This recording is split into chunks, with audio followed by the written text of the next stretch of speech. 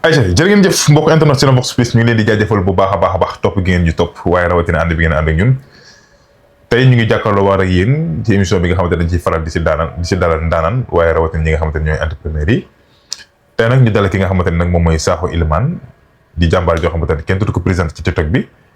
muy koo xamante ni wax dëgg fa yàlla jàmbaar la lool ci wàllum tissu rawatina tissu yi nga xamante ne mu ngi koy jaay di qualité tey nag ñu fas yéene seq moom waxtaan donte événement bi ñëw na te ñu ci bari ci réew mi dañu bëgg a xam fa la ñuy jaar bu am tissu bu baax waaye dañu bëgg a xam fa la ñuy def ba dëgg jàkkaarloo ki nga xamante ne moom mooy Sakho Elimane showbiz bi bari loolu nag ma ne pourquoi pas ñu dar koy waxtaanee waaye laataa loolu dama koy bàyyi mu nekk mbokk internet yi Sakho maa ngi lay nuyu te di la siyaare. Momo ziar naa la. maa ngi ci jàmm. sant yàlla bu baax a baax alhamdulilah. ati nuyu rek internet yi. Salam les amis, ziar naa leen man la Sakho Elimane borom SMS boutique l'incontournable le meilleur de sa génération. maa leen nuyu bu baax di leen ziar bu baax te di am aussi tamit mbégte di jàkkaarloo ki nga xamante ni mooy le très grand Momo. di leen ziar bu baax a baax Momo. macha allah jërëjëf Sakho kontaan nañ ci dalal suñu plateau bi comme ça su ne ni ñu koy faral di defalee ndaw yi rek. jàmbaar ju nekk ci TikTok bu ne. dinañ la xëcc suñu plateforme bi fas yéene si xëy waxtaan kontaan nañ bu baax a baax. merci beaucoup Momo maa la gën a kontaan vraiment parce que gis jeune buy liggéey nga ne ko Sakho Elimane pourquoi pas donc kaa ñu invité la si émission bu mel nii donc loolu lu ñu def lu dul di ko rafetlu malgré que temps bi mayuñu ko waaye nekk wax dëgg yàlla yow nag da nga nekk koo xamante ni moom macha allah nekk na ci réew mi ko woo mu ñëw macha allah mu ngi noonu am na solo ayca mi ngi noonu Sakho dañuy daal di dooree li nga xamante ne moom mooy waxtaan bi su ma nee dooree bokk na ci tàmbali waxtaan bi tey bu ñu bëggoon a xam dëgg-dëgg Sakho Elimane bu dëgg lu mu ñuy daal di wax ak fan la soqe ko waaw Sakho Elimane nag turam dëgg-dëgg mu ngi nekk Serigne Modou Sakho donc mu nekk benn jeune boo xam ne mu ngi juddoo Kaolack yaroo fa waaye màggewu fa parce que dama teel a quitté Kaolack ñëw Dakar nekk si sama papa bu ndaw à Colobane laa yoroo quoi donc si sama place bu ndaw sama place papa bu ndaw sama papa bi bokk ak sama papa ndey baay ci moom laa nekk fa laa yaroo fa laa formé wu def fa sama cursus yëpp donc biñu demee ba nga xam ne jàpp ne aussi tamit macha allah li ñu doon jàng xëy na mokkul sax waaye xaw naa mokkul astut ñu ne pourquoi pas ñu dem bex suñu daare donc ci loolu la ñu quitté foofu noonu Colobane dem fi nga xamante ni moom mooy Espoir def li nga xamante ni macha allah moom mooy SMS boutique nekkoon loo xamante ni nag suñu rêve la woon depuis xale donc voilà avant loolu gis nañ ngay taxaw sa entreprise bu bopp yor ko di liggéey nan la fan nga jaar ci yoon bi da nga nekkoon ci bërëb boo xamante da doon jaay tissu di jaay tissu wala lan la waaw man moom tissu moom comme li may war a faral di wax saa su ne man tissu dama ko doon parce que bokkuma xëyuma xëy rek dugg ci tissu si sama maam laa ko doonee parce que man sama maam bu jigéen rek daf may wax faral souvent naa ma jour bi ñu koy woo naa ko man judd naa mu ngi ko fekk gaam bi muy jënd ay tissu donc sama maam bu góor aussi tamit macha allah yàlla na ko yàlla yërëm Mbaye Sakho donc nekkoon aussi tamit Kaolack nekkoon tailleur bu mag foofu donc man daanaka ciseau laa daal dama si judd donc bi ma ñëwee fii tamit macha allah sama papa bi ma yor Serigne Sakho maa ngi koy nuyu bu baax a baax moom mooy borom yaa salaam petit Colobane donc moom aussi tamit moo ma yar donc voilà si moom laa nekk depuis bi may am presque 13 ans ba 2019 daanaka mën naan de 2008 jusqu'à 2019 maa ngi nekk ci moom mu may yar moo ma jàngal moo ma xamal yoon bi ni ngay awee ni ngay jaaree fii ngay defee boo amee sa boutique ni nga koy doxalee donc aussi tamit man tamit ma nekk jeune yàgg am rêve bu tudd SMS boutique donc bi ma demee ba jàpp na tey ji war naa mën a demal sama bopp ma ne pourquoi pas ma dem ubbi sama yëf bopp donc voilà 2018 laa quitté Colobane ñëw Ouest Foire quoi ñëw Ouest Foire macha allah Sakho Elimane boutique mu doon jàmbaar joo xamante ni mi ngi ci TikTok bi tey bokk na ci ñi nga xamante ne tey boo nee benn ñaar ñett ci jaago tissu ñeenteel ba moom lay doon le meilleur de sa génération wala sax boo waxul benn le meilleur de sa génération tey looloo tax sax ma daal lay daal ci suñu plateau bi parce que ne gis nañu coow li nga xamante ne mi ngi ci TikTok bi am na sax benn vidéo bu fiite woon bu doon taf kii nga xamante ne moom mooy son bu télécom di ko kalas lan moo la tax maanaam xel boo xamante ne peut-être gis nga ni da nga war a jaay ci TikTok bi lan moo tax mooy noonu ci yeneen morom yi nga xamante ni ci TikTok bi di jaay ba pare boole ko patak organisé yow nga ni déet damay jël sama yoonu bopp nekk ci TikTok bi ndax man maay jaay lu baax yaa ngi comprendre ndax man maay jaay qualité waaw xam nga tey jii moomoo dèjà TikTok bi dafa nekk man dèjà TikTok bi dafa xew waaye man ba may siiw si wàllum réseaux sociaux loolu boobu yaakaar naa Facebook moo xewoon parce que tey jii man bokk naa si commerçant yi njëkk am page Facebook di ko bëssee loolu maa ngi Colobane loolu ba ma koy def ñi ngay tudd noonu ñooñu kenn xamu leen barki borom Touba ay son bu télécommande déggoo ma de ñooñu ñëpp laa wax de man ba may siiw si wàllum Facebook bi macha allah nekk Colobane li ma lay wax nii nag ñi ma xam nañ li may wax boobu ñi ngay wax ni siiw parce que ñuy wax ni TikTok a tax ñu xam leen waaw lan moo tax yow son bu di jaay téléphone yow ngay jaay tissu son bu sañse bu baax nga ne ko tissu bi ngay jaay baaxul waaw xam nga tey jii milieu bu si nekk tey jii ka sa nekk premier ka ca mën moom moo la ci mën a wax tey jii xëy na moom bu dee jaaykat téléphone yi moom nangu naa ne mooy seen président loolu mën nga ko nangul parce que jàmbaar ci mais tey jii sama domaine man muy wàllum tusi man maa ci mën donc tey jii moom su ma ko gisee mu sol lu baaxul am naa droit ne ko sëñ bi li nga sol baaxul parce que tey jii maanaam tey jii nu mu demee sax coow li sax am na lu mu coow li sax gënoon naa gën a xóot loolu mais loolu xëy na du ma ci bëgg a wax quoi comprendre mais tey jii dafa yomb trop nga xëy ne man maay président jaaykat yi tey jii Sakho Elimane fi mu toll ci réew mi man du ma booy kenn doo booy kenn man du ma booy kenn si jaay bi man ku nekk mën ngaa nekk président jaaykat téléphone yi wala yooyu mais man Sakho Elimane man benn commerçant man du sama président doo sama papa doo sama dara man du ma si jàmbaara de non yow ñoo déggoo ma de moomoo dafa mel ni dafa amul sànq lu ma la wax loo xam ne dafa mel ni bàyyi si xel le meilleur de sa génération actuellement nii daanaka jeune commerçant yi ngay wax nii surtout domaine tissu ñoom ñëpp man maa seen idole yaa seen idole man maa seen idole mais Wuri Ba kooku nga xamante ne jàmbaar la parce que mu ngi fi tijjee xam nga yaa fi tudd moomu parce que déjà tey parce que xam nga day jeune entrepreneur boo xamante ne jàmbaar ci wàllu tissu donte yow nangu nañ la mais kooku tamit loo ci wax waaw moom jàmbaar rek nangu nañ ko mais tey jii moom man maa idole si wàllum communication parce que tey jii te li ma weddi nii li may wax nii ku ko weddi da ngay dem nga xool ni muy communiquer man ku ne xam na ne sama communication salaam les amis laay dikkal le meilleur de sa génération man maa koy wax loolu samay say fem la quoi samay fem la mais tey jii moom boo xoolee vidéo mi yëpp suy wax loolu lay commencé salaam le meilleur de sa génération donc loolu nag dama ci am fierté parce que dama gisee tey jii jeune bu mel ni moom macha allah jàmbaar la donc tey jii xëy na def la idole wala tey jii di xool sa communication mu baax tey jii moo tax tey jii muy sàcc loolu di ko def donc loolu tey jii c'est quelque chose de bien comprendre parce que tey jii bojo yeeg yu ndawaan yooyu yëpp tey jii ginnaaw yàlla ku ci jaay ci tissu góor man maa ci sa papa actuellement loolu la yàlla dogal ci tissu góor surtout tissu góor moom maa ci mën moom mais gars yi di indi ay fil toj ay tissu yu baax xam naa ci kenn ku ci mel ne Assane Fall Global Textile ko xam nga non xam nga tey jii moomu xam nga tey jii nit ki li nga xamante mais ñoo ñëpp Sakho Elimane SMS boutique ñëw ñu leen mooy seen papa déggoo la ma ne sëñ bi ma ne yaa ngi may tàngal de man damaa bëgg waaw xam nga tey jii bëgg coow de xam nga tey jii man tey jii boo déggee maintenant Sakho Elimane le meilleur de sa génération man sama génération amul kenn ku ci def li may def amul ku ci mën li may mën waaw parce que tey jii man tey jii dama créé yoo xamante ni parce que tey jii déjà tey jii li ma sol rek daf may tontul parce que tey jii man Sénégal maa fi njëkk a wàcce tissu bu ñuy wax filafel jesner tey jii man bu ginnaaw yàlla buñ demee ba tabaski jot Sénégalais jënduñ jesner parce que Sénégal jesner rek la ñu xamoon man ma ñëw changer domaine bi na leen nit ki mën ngaa jënd leneen lu dul jesner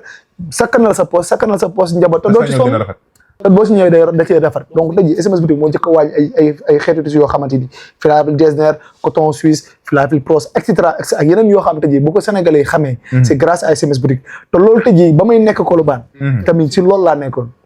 donc tey jii man ñi ma si xam bu baax a baax xam nañ koy Sakho moo tax ma ne la man métier jaay ko tissu bii mën nga ma xaalis nag de mais déggoo ma de du ma ci booy kenn te ñoom ñëpp xam nañ koy SMS boutique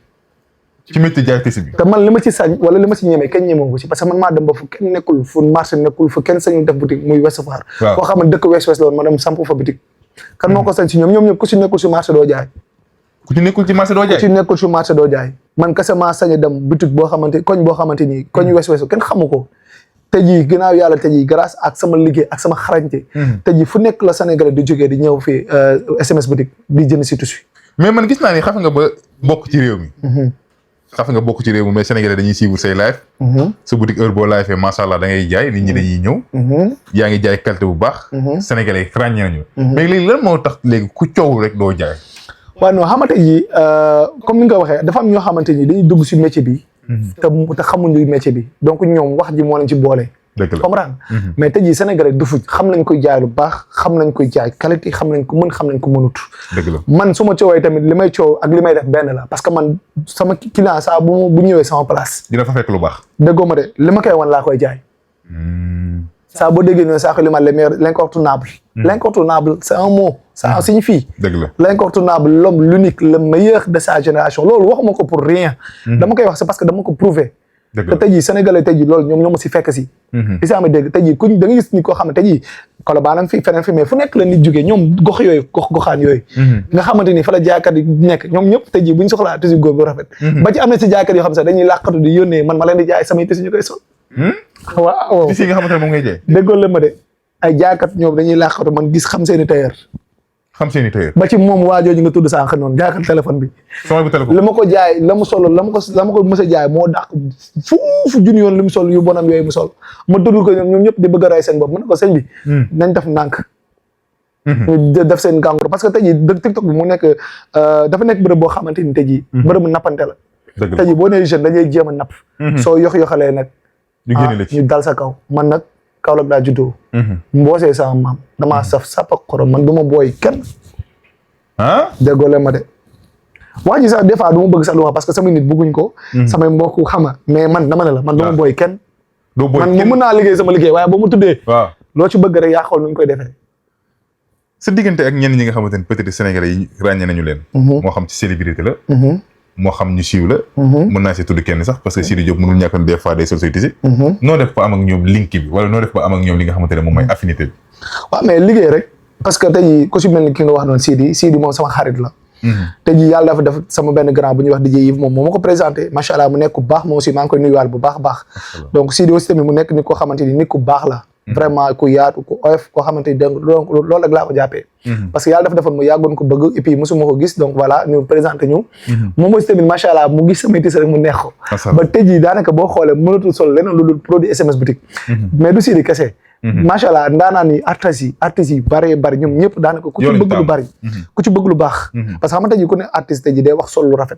ku ne artiste day bëgg lu raar te man je prends la rareté man tey jii bokk naa ci raar jaaykat yoo xamante ni sañ nañ laa jaay tissu na la man kese maa la ko sañ a jaay dëgg la man sañ naa laa jaay tissu na la yow man kese maa la koy jaay doo ko gisaat te loolu tey jii si savoir faire parce que man damay wax waaye damay jëf man damay dem ba Inde déggoo ma de fu kenn sañul den damay dem ba Inde di uti tissu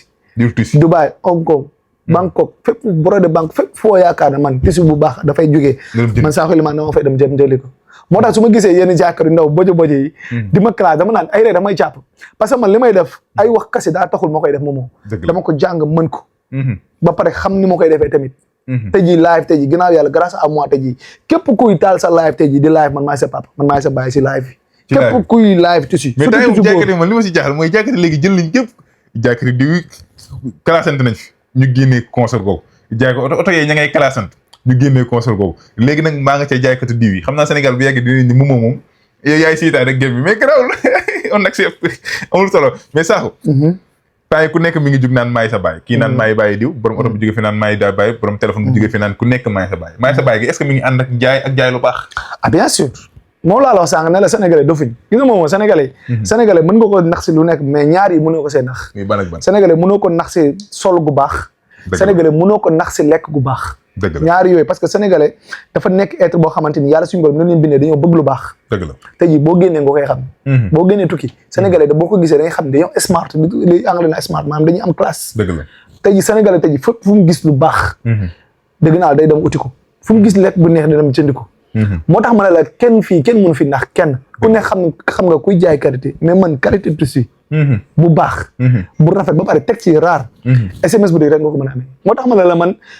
bugguma sax di wax di comparer sama bopp ak booy parce que ñoom nee naa la ñoom ñëpp maa seen idole xam nga sànq yaa fi wax ba tudd lu sew loolu lu ñool loolu lu sew loolu noonu